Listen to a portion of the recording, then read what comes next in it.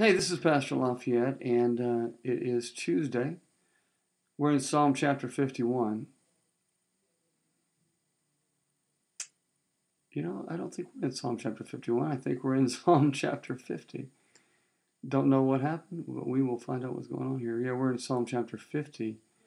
Um, and we read through verse 6. Let's look at verse 7 and read there. First off, this psalm is about just God speaking, His power, His anointing, the voice of God, which is how amazing He is. But verse 7, let's start reading. Hear, O my people, and I will speak, O Israel, and I will testify against you. I am God, your God. I will not rebuke you for your sacrifices or your burnt offerings, which are continually before me. I will not take a bull from your house, nor goats out of your folds, for every beast of the forest is mine, and the cattle on 1,000 hills. I know all the birds of the mountains and the wild beasts of the field are mine. If I were hungry, I wouldn't tell you. For the world is mine and all its fullness. Will I eat the flesh of bulls or drink the blood of goats? Offer to God thanksgiving.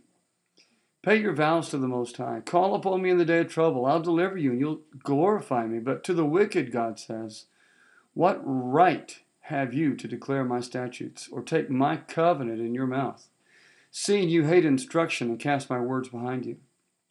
When you saw a thief, you consented with him, and have been partaker with adulterers. You give your mouth to evil, your tongue frames deceit. You sit and speak against your brother. You slander your own mother's son. These things you've done, and I kept silent. You thought that I was altogether like you, but I will rebuke you and set them in order before your eyes. Now consider this, you who forget God, lest I tear you in pieces, and there be none to deliver. Whoever offers praise glorifies me, and to him who orders his conduct aright, I will show the salvation of God. Looking at this, this whole group of verses, starting in verse 7.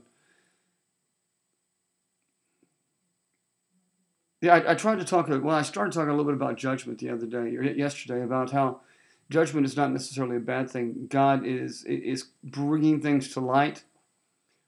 Judgment is a good thing. We judge God righteous. We judge Him faithful. So judgment can be used in a positive context. But this is interesting because He's saying, listen. He said, I'm not trying to necessarily rebuke you for all your stuff. I mean, because He established the offering system. He established those things. But even David knew that really wasn't the greatest intent of God. Was all this sin offering and all these trespass offerings because you're continually blowing it, continually making mistakes. That wasn't His plan. He said, you can offer me all these things. He said, it's not like I'm hungry. I don't.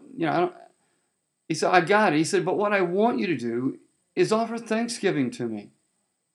And I'm down right around verse 14. I want you to be able to call upon me in the day of trouble, and then I'll deliver you, and then you'll glorify me. He said, I want to have a relationship with you, one that doesn't consist of woe is me, I'm a sinner, I keep doing things wrong, I'm such a pitiful person. I want to have a relationship with you where that you live a life where I am taking care of things. If you do something wrong, that you just turn to me and I respond to you. But I want you to have the kind of life where you give me thanksgiving and you honor me and I deliver you and then you bring glory to my name. He said, I want to be the kind of God that I'm always there. I'm always moving on your behalf. And when something happens, man, you call on me. I answer you because we're in relationship. And then when I answer, you tell everybody that I answered you. And it just brings me glory. And people begin to turn to me on the left and on the right. Verse 16, he says, but to the wicked, what right do you have to declare my statutes or take my covenant in your mouth? What are you even doing mentioning my name? Why do you even think that you can call on me in a time of trouble? You won't even serve me in a time of good. So what makes you think I'm going to just show up? I'm a genie in a bottle? So when you saw thieves, you consented. You've been part of adulterers. You've given your mouth to do evil. Your tongue frames deceit. You speak against your brother. He said, you do all these things, and I've just kept silent. And you thought that I was accepting. Verse 21, you thought I was accepting of. You thought it was okay. But I'm telling you, I'm going to rebuke you. And I'm going to put some things right. And when you see what's right, it's going to scare you. It's going to bother you because you're going to realize how much you've blown it.